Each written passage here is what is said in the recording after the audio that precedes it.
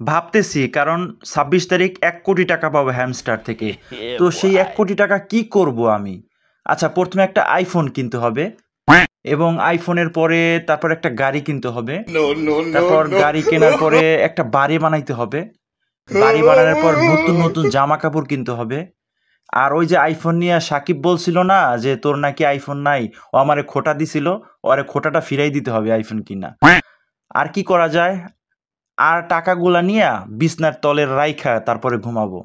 এই বুদ্ধিটা অনেক সুন্দর, এটাই করতে হবে। না, এতগুলা টাকা আসলে কি করব? কোনোভাবে ঘুম আসতেছে না। ২৬ তারিখ এতগুলা টাকা ব্যাংকেই বা রাখবো কিভাবে? তারপর ব্যাংকের মানুষ যদি আবার আমাকে জিজ্ঞেস করে এতগুলা টাকা কোথা থেকে পাইলা, তখন আবার কি বলবো? বিশাল একটা Yeah, ভেজালে আছি। boy. না, একটা আইফোন দিয়ে হবে না, আরো কয়েকটা আইফোন কিনতে হবে। তারপরে প্রতি বছর বছর ওইগুলারে ব্যবহার করতে পারবো। না, প্রতি বছরও তো ব্যবহার করা যাবে না, কারণ প্রতি বছরও তো নতুন নতুন আইফোন বের হয়। কি একটা ঝামেলা আছে, এতগুলা টাকা দিয়ে আমি কি করব? যাক, একটা ব্যবস্থা হয়ে যাবে।